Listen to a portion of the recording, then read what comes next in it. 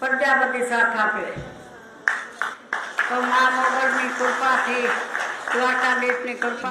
लेकिन जब जेल में गए ईसुदान भाई 10 दिनों के लिए जेल में रहना पड़ा, तब आपको लगा कि अब छोड़ दो, बहुत हो गया, ये कभी दिमाग में आया?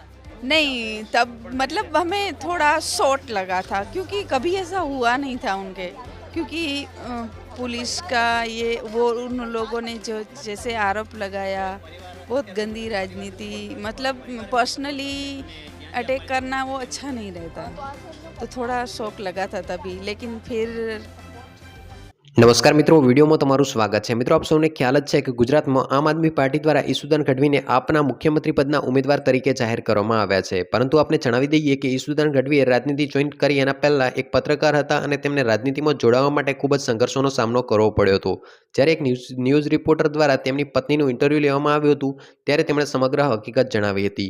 તેમણે વધુમાં કહ્યું હતું કે જ્યારે ઈસુદાન ગઢવીએ રાજનીતિ જોઈન કરી હતી ત્યારે તેમને ઉપર ગંભીરમાં ગંભીર આક્ષેપો અને આરોપો લગાવવામાં આવ્યા હતા અને તેમને 10થી વધારે દિવસ જેલમાં પણ રહેવું પડ્યું હતું। ત્યારે તેમના પરિવારને ખૂબ જ મોટો ઝાટકો લાગ્યો હતો અને તેમણે વધુમાં જણાવ્યું હતું કે રાજનીતિમાં જોડાવા માટે તેમણે ખૂબ જ સંઘર્ષોનો સામનો કર્યો છે।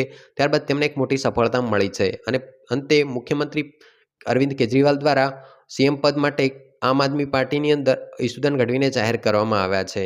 ત્યારબાદ ઈસુદાન ગઢવીએ ભાવુક સંબોધન કર્યું હતું અને તેમની માતાએ જ્યારે તેમના વિશે કંઈક કહ્યું હતું ત્યારે તેઓ અચાનક ભાવુક થઈ ગયા હતા અને અચાનક રડી પડ્યા હતા અને ઈસુદાન ગઢવીના આંખમાંથી ખુશીના આંસુ સરી ઉઠ્યા હતા।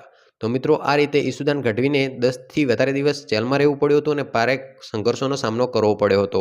તો મિત્રો, ઈસુદાન ગઢવીની આ સંઘર્ષમાં કહાની વિશે તમારું શું કહેવું છે તે કોમેન્ટ કરીને જણાવી શકો છો। તો મિત્રો, બસ આજના વિડીયો પૂરતું આટલું જ। વિડીયો ગમે તો વિડીયોને લાઇક કરો, શેર કરો અને ચેનલને સબસ્ક્રાઈબ કરો।